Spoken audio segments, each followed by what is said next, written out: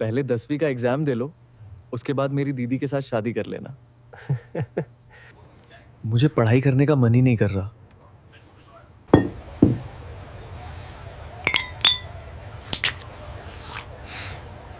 दोस्तों, एक 50 साल की औरत शारदा और उसका छोटा भाई सौरभ था। घर में केवल दोनों ही रहा करते थे। शारदा सरकारी स्कूल में टीचर थी। उसका भाई सौरभ भी जवान हो चुका था। उसकी उम्र करीब 24 वर्ष की थी। सौरभ का एक दोस्त भी था जिसका नाम रोहन था। दोनों साथ में कॉलेज में पढ़ाई करते थे। दोनों को 10वीं का फाइनल एग्जाम देना था।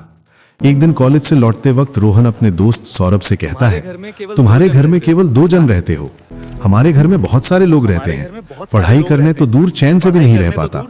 रोहन की बात सुनकर सौरभ कहता है, देखो दोस्त, तुम्हारे घर में ऐसी हालत है तो पढ़ाई के लिए हमारे घर आ सकते हो। सौरभ और रोहन के पास केवल 1 महीने का समय बचा था। दोनों दोस्त मार्केट से मोटी मोटी किताबें खरीदकर सौरभ के घर चले जाते हैं। थोड़ी देर में दोनों घर पहुंच जाते हैं। घर के अंदर घुसते ही सौरभ अपने दोस्त रोहन को सोफे पर बैठने को कहता है। रोहन सोफे पर बैठा होता है, तभी सौरभ की बड़ी बहन शारदा वहां पहुंच जाती है। रोहन को देखकर शारदा कहती है, अरे तुम दोनों कब घर पहुंच गए? रोहन शारदा को जैसे ही देखता है, देखते ही रह जाता है। भले ही शारदा 50 वर्ष की थी, लेकिन वो हमेशा फैशन में रहती थी। रोहन कुछ बोल नहीं पाता।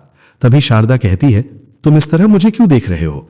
उतने में ही सौरभ वहां पहुंच जाता है। सौरभ अपनी बहन से कहता है, दीदी, आपको मैं अपने दोस्त के बारे में बताया ही नहीं। ये मेरा दोस्त रोहन है। आज से हमारे घर में ही रहेगा, क्योंकि हम दोनों 10वीं की तैयारी एक साथ करेंगे। शारदा कहती है, चाय बनाकर लाती हूं, कहकर किचन में चली जाती है। कुछ देर बाद शारदा चाय लेकर आती है। तीनों चाय पीने लगते हैं। चाय पीने के बाद दोनों दोस्त पढ़ने के लिए रूम में चले जाते हैं। पढ़ते पढ़ते रात के 10 बज चुके होते हैं।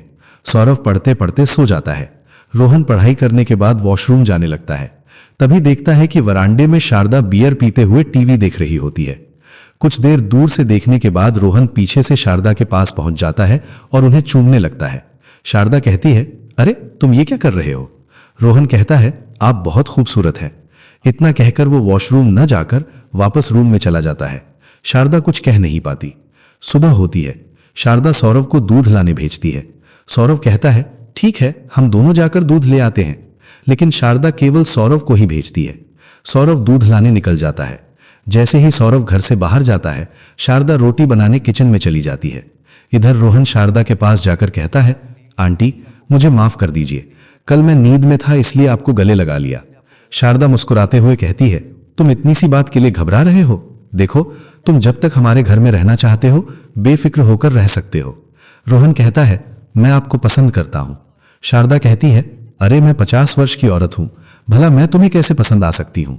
रोहन कहता है, मैंने सोचा था आप मुझे घर से निकाल देंगी। दोनों बातें कर ही रहे होते हैं कि सौरभ दूध लेकर लौट आता है।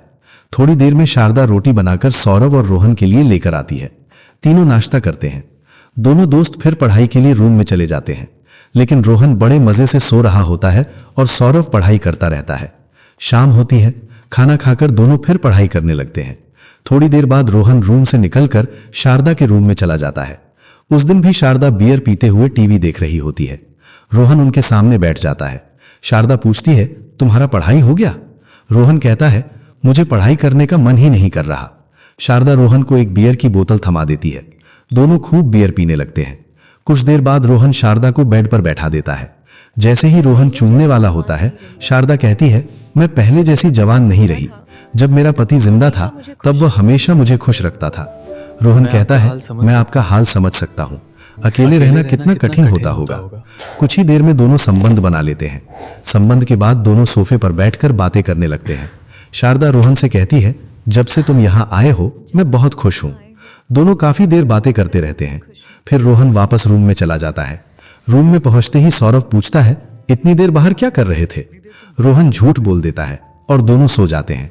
सुबह सुबह रोहन की मां सविता का कॉल आता है और वो रोहन को घर बुला लेती है। रोहन कहता है, मम्मी, हम दोनों वहां कितने अच्छे से पढ़ाई कर रहे थे, आप मुझे क्यों बुला रही हैं? सविता कहती है, तुम कितने दिन दूसरों के घर रहोगे, यहां रहकर पढ़ाई करो। उतने में ही शारदा का कॉल आता है। शारदा सविता से बात करती है और कहती है, रोहन को आप घर क्यों बुला लिया? दोनों कितने अच्छे से पढ़ाई कर रहे थे। बातचीत के बाद सविता रोहन से कहती है, ठीक है, तुम अपने दोस्त के घर रहो और अच्छे से पढ़ाई करो। रोहन दूसरे दिन फिर सौरभ के घर चला जाता है। रात को दोनों पढ़ाई कर रहे होते हैं। रोहन कहता है, मैं थोड़ा बाहर जाकर आता हूं, कहकर वो शारदा के रूम में चला जाता है। शारदा पूछती है, तुम दोनों का पढ़ाई हो गया? रोहन कहता है, अच्छा ये बताओ आप कैसी हैं? शारदा कहती है, जब तुम घर चले गए थे उस रात में ठीक से सो भी नहीं पाई थी। रोहन कहता है, आपसे शादी करना चाहता हूं। शारदा कहती है, अरे मेरी उम्र तो देखो, मैं 50 वर्ष की हूं और तुम जवान लड़के हो। रोहन मुस्कुराते हुए कहता है, प्यार में उम्र नहीं देखी जाती, बस प्यार सच्चा होना चाहिए। इधर दोनों मजे से बातें कर रहे होते हैं। सौरभ छुपकर दोनों की बातें सुन रहा होता है। रोहन काफी देर बात करके वापस रूम में आता है। रूम में घुसते ही सौरभ बेड पर बैठा होता है। सौरभ पूछता है, तुम इतनी देर बाहर क्या कर रहे थे? रोहन कहता है, पेट खराब था, वॉशरूम में था। सौरभ कहता है, झूठ मत बोलो, तुम मेरी दीदी से मिलने गए थे ना? रोहन घबरा जाता है और कहता है, तुम्हें कैसे पता चला? सौरभ कहता है, तू मुझे रोज झूठ बोलकर मेरी दीदी के पास जाता था, तुम दोनों का कब से चक्कर चल रहा है? रोहन कहता है, देख दोस्त, वैसी बात नहीं है, मैं तो सवाल पूछने जाता था। सौरभ कहता है, तुम दोनों कब शादी करने वाले हो? यह सुनकर रोहन हैरान हो जाता है। रोहन कहता है, तुम्हारी दीदी भी मुझे पसंद करती है। सौरभ कहता है, पहले 10वीं का एग्जाम दे लो, उसके बाद मेरी दीदी के साथ शादी कर लेना। दोनों बातें करने लगते हैं। उनके पास केवल 1 महीना बचा था। शारदा खुद टीचर होने की वजह से दोनों को खूब पढ़ाती थी। मेरे प्यारे दोस्तों, ये कहानी यहीं समाप्त होती है।